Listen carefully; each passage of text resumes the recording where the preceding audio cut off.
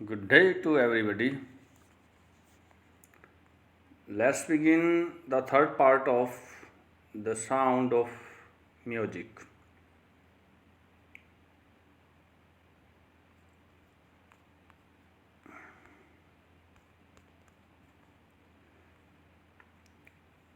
As for music, she explains, it was in through every part of my body.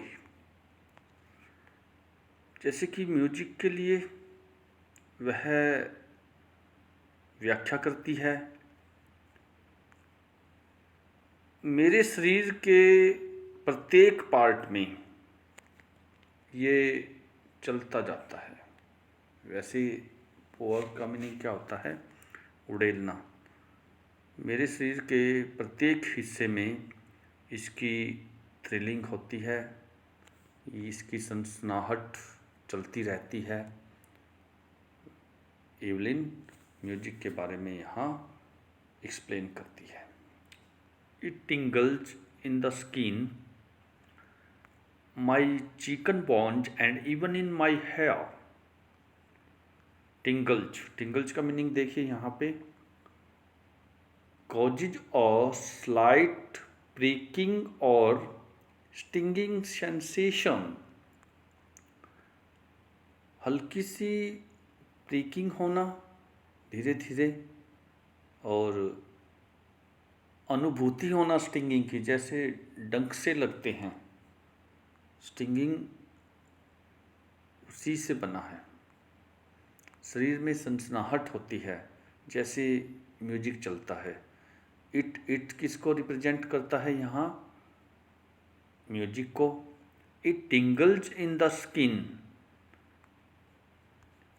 यह मेरी त्वचा में सनसनाहट पैदा करता है।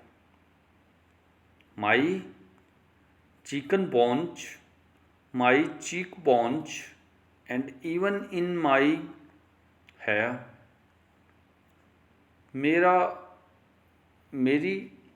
मेरे गालों की हड्डियाँ और मेरे बालों में भी इसकी टिंगलिंग होती है। When she plays the xylophone, she can sense the sound passing up the stick into her fingertips। जब वह जाइलोफोन को बजाती है, वह इससे गुजरने वाली आवाज़ को महसूस कर सकती है।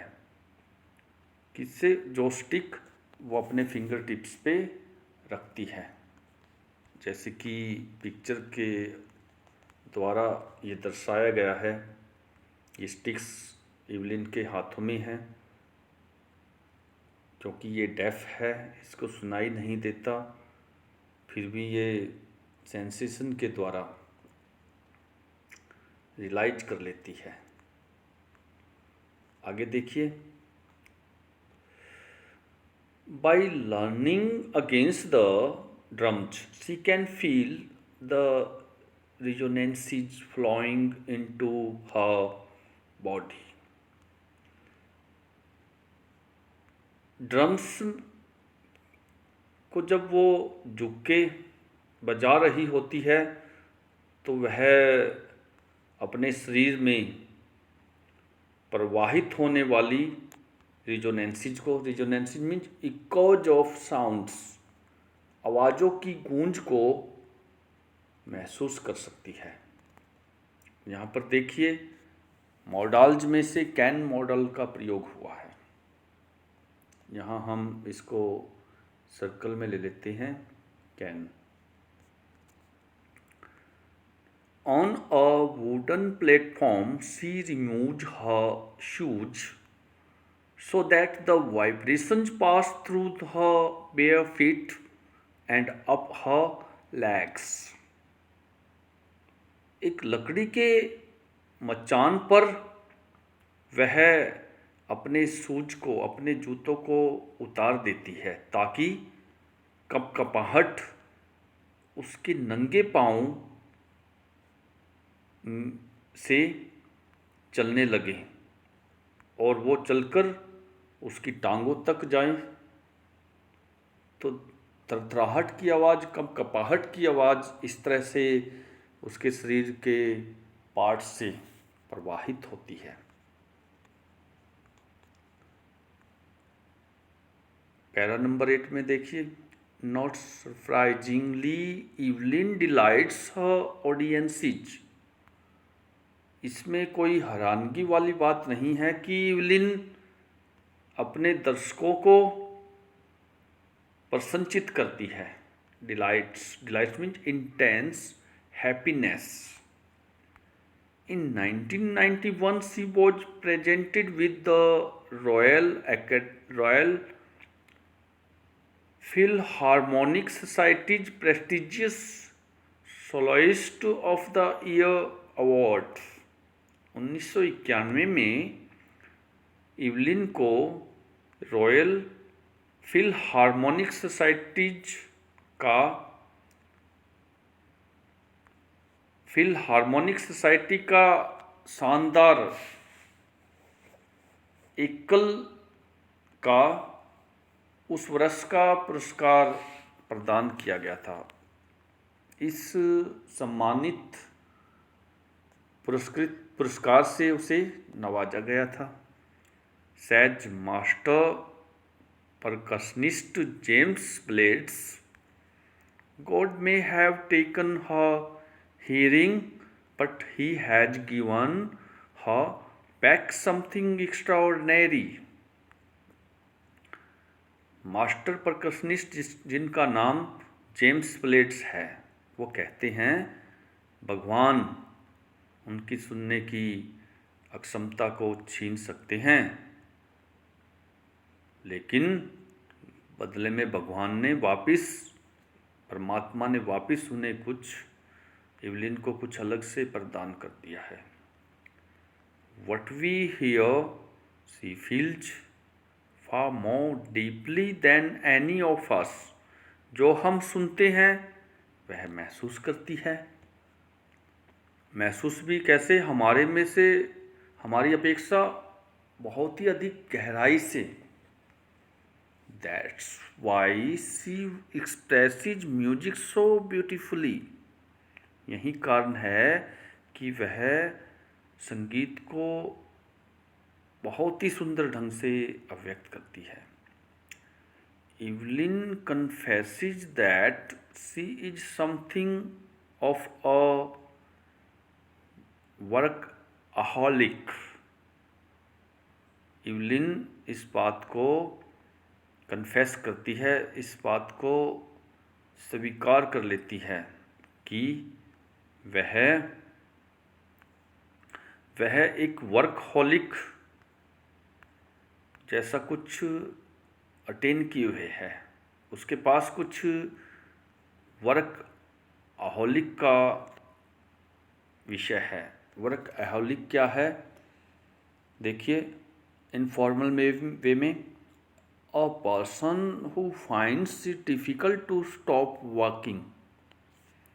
एक ऐसा व्यक्ति जो किसी काम को रोकने में कठिनाई पाता है, उसको वर्कaholic कहते हैं। I have just got to work often harder than classical musicians। I have just got to work। मुझे अभी अभी काम करने को मिला है। अक्सर जो क्लासिकल म्यूजिशियंस हैं उनसे थोड़ा सा मुश्किल काम। हार्डर देन, यहाँ पर कंपैरेटिव डिग्री का यूज किया गया है। हार्डर के साथ अक्सर देन का प्रयोग किया जाता है।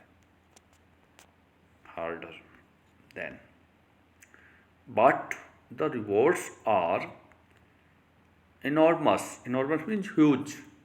लेकिन जो पुरस्कार थे वो पुरस्कार अपेक्षाकृत बड़े हैं। बड़े बड़े पुरस्कार मिले हैं उसको। Apart from the regular concerts, Evelyn also gives free concerts in prisons and hospitals. यहाँ देखिए concerts का मीनिंग क्या है? A musical entertainment in which several voices take part. तो एक संगीत का एंटरटेनमेंट है जिसमें कई आवाज़ें पार्ट अदा करती हैं। लेकिन यहाँ देखिए, रेगुलर कंसर्ट्स के अलावा इवलिन हॉस्पिटल्स में, अस्पतालों में और जेलों में मुक्त रूप से या फ्री ऑफ कॉस्ट अपने कंसर्ट्स भी देती आई है।